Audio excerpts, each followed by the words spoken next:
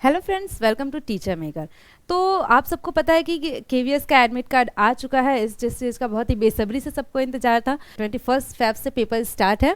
21 Feb से start है paper. तो हम मान के चलते हैं कि हमारा 21 फेब को ही हम जितना जल्दी से जल्दी हो सके अपना सिलेबस कवर कर ले, तैयारी पूरी कर ले तो ज़्यादा अच्छा रहेगा। तो हम मान के चलेंगे कि हमारा 21 फेब को ही पेपर होगा। भले ही आगे और भी दिन पेपर हो आपका, लेकिन हम मान के चलेंगे कहीं 21 को हो गया आपका पेपर तो आप क्या करेंगे। तो हमें एकदम 21 के लिए तैयार रहना है कि कैसे हमारी तैयारी होनी चाहिए, कैसा हमारा पेपर आएगा। इन सबसे बिल्कुल भी डरना नहीं है। हुआ है, हाल ही में पेपर हुआ एलडीसी एचएम का, हेडमास्टर का। तो उसमें कैसा पेपर आया, तो जैसा कि केवीएस ने सिलेबस में लिखा था, एनसीईआरटी मीन्स कि उसमें ये लिखा था कि 1 to 5 तक की एनसीईआरटी के क्वेश्चंस पूछे जाएंगे। तो इस पेपर में 1 to 5 तक की एनसीईआरटी की ही क्वेश्चंस पूछे गए। मैं अभी आपको ये भी बताऊंगी कि कौन कौन से क्वेश्चंस पूछे गए। तो ऐसा केवीएस कभी भी आउट ऑफ सिलेबस नहीं जाता है और ना ही कभी जाएगा। हम मान सकते हैं केवीएस कभी भी आउट ऑफ सिलेबस नहीं जाएगा। तो हमें क्या करना है, जो हमारे सिलेबस में है हमें बस वही पढ़ना है। उसके अलावा और बाकी चीज़ें, हमें दुनिया भर की चीज़ें नहीं पढ़नी है। हमें जो हमारे सिलेबस में लिखा है बस वही पढ़ना है। कैसा आ रहा पेपर, मैं अभी आपको बताऊंगी पेपर कैसा है। तो ये कंफर्म है कि पेपर कैसा आ रहा है, एनसीईआरटी से ही आ रहा है। जो कि सिलेबस में लिखा है कि एनसीईआरटी से क्वेश्चंस पूछे जाएंगे, वैसे एनसीईआरटी से ही हमारा पेपर आ रहा है। हमारा पेपर केवीएस पीआरटी का पेपर कैसा आ सकता है, तो पहले हम अपने सिलेबस को देखते हैं। हम ये मान सकते हैं कि हमारा पेपर भी एनसीईआरटी से ही आएगा। लेकिन हमें अपनी पूरी तैयारी करनी है, तो हम पहले एनसीईआरटी कवर करेंगे, उसके बाद हम और भी चीज़ें देखेंगे अगर हमारे पास टाइम रहा तो आपको तैयारी कैसी करनी है कि हम पहले एनसीईआरटी कंप्लीट करेंगे। एनसीईआरटी जो भी नोट्स है, उसके जो टॉपिक्स हैं जो हमारे सिलेबस में दिए हुए हैं, उससे हम मैच करके एनसीईआरटी पढ़ेंगे। उसके बाद हम बाकी की चीज़ें देखेंगे, क्योंकि हम रिस्क नहीं ले सकते, हमें सब कुछ पढ़ना है लेकिन सिलेबस के थ्रू। केवीएस पीआरटी का सिलेबस क्या है, तो सिलेबस अगर हम देखें तो पहले हम लैंग्वेज लेके चलते हैं, Hindi and English.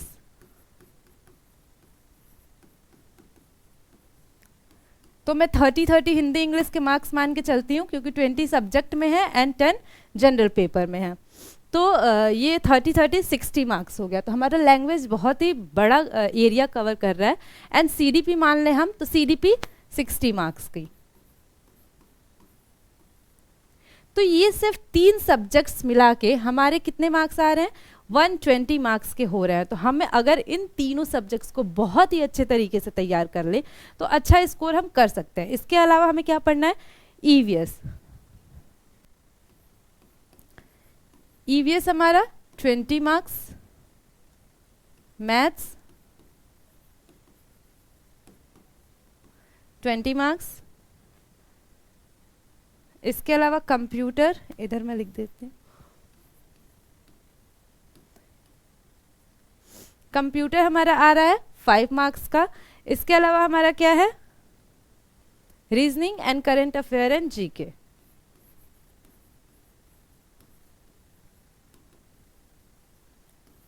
Current affair and GK, GS सब जो भी कह लें, ये 10 मार्क्स के और रीजनिंग हमारे 5 मार्क्स के। तो ये हमारा टोटल सिलेबस है। तो इस टाइम पे हम जीके बहुत ही ज़्यादा जीके और जीएस के पीछे या फिर करंट अफेयर के पीछे नहीं भागेंगे। क्यों, क्योंकि ये बहुत ही बड़ा है। करंट अफेयर मीन्स कि 6 मंथ्स का आप करंट अफेयर पढ़ेंगे, तो हमें उस टाइम पे इसे छोड़ देना चाहिए। हाँ, आप छोटे छोटे वीडियोस देख सकते हैं किसी के, तो वो आप देख सकते हैं। कंप्यूटर के रीजनिंग में हम क्या कर सकते हैं, रीजनिंग में हम थोड़ी सी डेली की ½ एन आवर की प्रैक्टिस कर सकते हैं। जो भी हमारे टॉपिक्स है उसको टॉपिक्स निकाल के हम ½ एन आवर की प्रैक्टिस कर सकते हैं। इन सब पे हमें बहुत ज़्यादा टाइम नहीं देना है। हमें टाइम देना है तो हिंदी, इंग्लिश एंड सीडीपी पे। और जो सीडीपी है, सीडीपी में इस टाइम पे पेपर के कुछ दिन पहले हमें ज़्यादा से ज़्यादा 60% हम मार्क्स कैसे गेन कर सकते हैं। 60% जो भी हमारा होता है वो हमें क्वेश्चन सॉल्व करना होता है। इस टाइम पे हमें ज़्यादा से ज़्यादा क्वेश्चन सॉल्व करने चाहिए, ज़्यादा से ज़्यादा हम क्वेश्चन जिस सब्जेक्ट्स के भी, जैसे कि हम हिंदी कर रहे हैं तो हिंदी से रिलेटेड जो भी टॉपिक्स उठाएंगे हम टॉपिक से रिलेटेड क्वेश्चन सॉल्व करेंगे। इंग्लिश का भी हम वही करेंगे। इंग्लिश भी जो अभी कल का पेपर हुआ है उसमें क्या देखने को आया, हिंदी इंग्लिश भी एनसीईआरटी, वोकैब, ग्रामर्स, ये सब देखने को मिले हैं। तो हम क्या करेंगे, ज़्यादा से ज़्यादा क्वेश्चन सॉल्व करेंगे। और मैंने ईवीएस में कौन कौन से क्वेश्चन पूछे गए थे ये मैं आप लोगों को बता देती हूँ। तो जो क्वेश्चन पूछे गए थे उसमें क्या पूछा गया, खेजड़ी वृक्ष,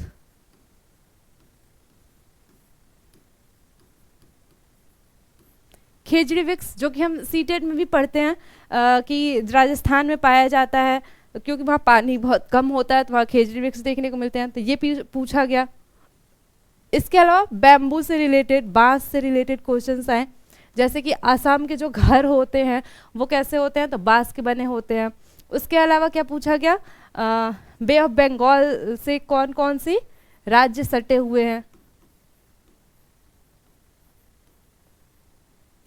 इसके अलावा कीट भक्षी जो पौधा होता है तो वो पूछा गया, कीट भक्षी पौधा।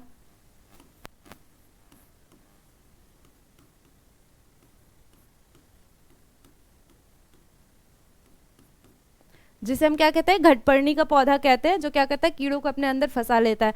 तो ईवीएस में क्या है, ईवीएस बहुत ब्रॉड नहीं है। ईवीएस जो सीटेट में टॉपिक्स हैं, जो सीटेट में हमारा सिलेबस है, सेम वही सिलेबस हमारा केवीएस में भी है। तो मैं ये मान के चलती हूँ अगर आप लोग केवीएस की तैयारी कर रहे हैं तो आप लोग सीटेट जरूर पास किए होंगे। और सीटेट में हम गो थ्रू हुए हैं उस सिलेबस से, हमें बस क्या करना है, बहुत ज़्यादा प्रैक्टिस करना है। प्रैक्टिस की वजह से हम क्या कर सकते हैं, अच्छा स्कोर कर सकते हैं। जो भी सिलेबस अभी तक कंप्लीट नहीं हुआ है उनको आप टॉपिक्स उठाइए और क्वेश्चंस के थ्रू आप जाइए, ज़्यादा से ज़्यादा क्वेश्चन सॉल्व करिए, क्वेश्चंस के थ्रू आप टॉपिक समझने की कोशिश करिए, क्योंकि इस टाइम पे हम बैठ के सिलेबस पूरा या फिर पूरा कंटेंट नहीं पढ़ सकते हैं। हम जितना ज़्यादा क्वेश्चन सॉल्व करेंगे वो ज़्यादा हमारे लिए अच्छा होगा। तो ये हमारी स्ट्रेटजी है, इस टाइम पे हमें क्या करना है, ज़्यादा से ज़्यादा क्वेश्चंस प्रैक्टिस करनी है। अब मैं आप लोगों के लिए ईवीएस और सीडीपी के क्वेश्चंस टॉपिक वाइज लाने वाली हूँ, जो आप देख सकते हैं और अपना स्कोर अच्छा कर सकते हैं। Thank you for watching.